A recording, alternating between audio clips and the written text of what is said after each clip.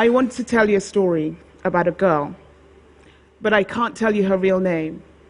So let's just call her Hadiza. Hadiza is 20.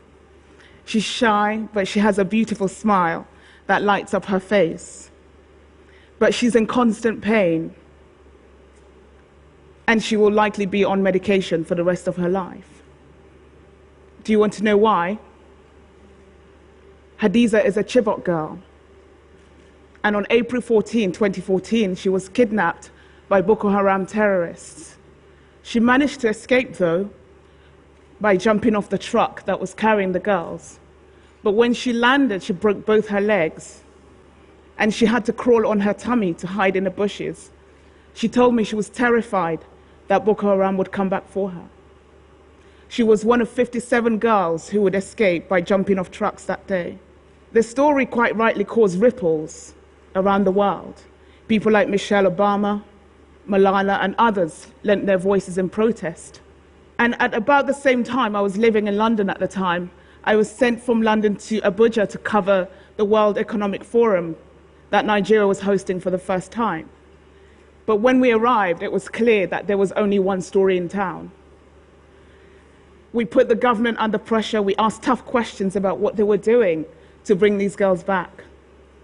Understandably, they weren't too happy with our line of questioning. And let's just say we received our fair share of alternative facts. Influential Nigerians were telling us at the time that we were naive, we didn't understand the political situation in Nigeria. But they also told us that the story of the Chibok girls was a hoax. Sadly, this hoax narrative has persisted, and there are still people in Nigeria today who believe that the Chibok girls were never kidnapped. Yet, I was talking to people like these, devastated parents who told us that on the day that Boko Haram kidnapped their daughters, they ran into the Sambisa forest after the trucks carrying their daughters. They were armed with machetes, but they were forced to turn back because Boko Haram had guns. For 2 years, inevitably, the news agenda moved on, and for 2 years, we didn't hear much about the Chibok girls. Everyone presumed they were dead. But in April last year, I was able to obtain this video. This is a still from the video that Boko Haram filmed as a proof of life. And through a source, I obtained this video. But before I could publish it, I had to travel to the northeast of Nigeria to talk to the parents, to verify it. I didn't have to wait too long for confirmation. One of the mothers, when she watched the video, told me that if she could have reached into the laptop and pulled out her child from the laptop, she would have done so. For those of you who are parents, like myself in the audience, you can only imagine the anguish that that mother felt. This video would go on to kickstart negotiation talks with Boko Haram.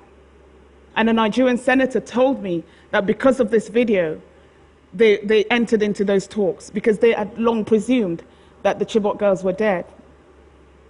21 girls were freed in October last year. Sadly, nearly 200 of them still remain missing. I must confess that I have not been a dispassionate observer covering this story. I am furious when I think about the wasted opportunities to rescue these girls. I'm furious when I think about what the parents have told me, that if these were daughters of the rich and the powerful, they would have been found much earlier. And I'm furious that the hoax narrative, I firmly believe, caused a delay, was part of the reason for the delay in their return. This illustrates to me the deadly danger of fake news. So what can we do about it?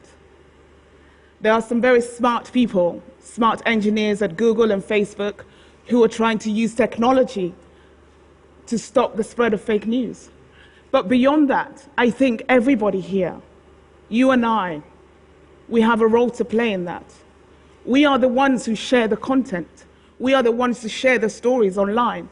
In this day and age, we're all publishers, and we have responsibility. In my job as a journalist, I check, I verify. I trust my gut, but I ask tough questions. Why is this person telling me the story? What do they have to gain by sharing this information? Do they have a hidden agenda?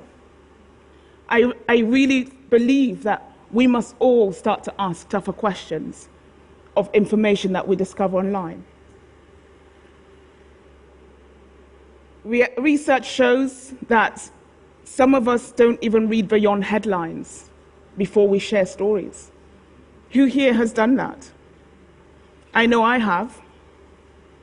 But what if we stop taking information that we discover at face value?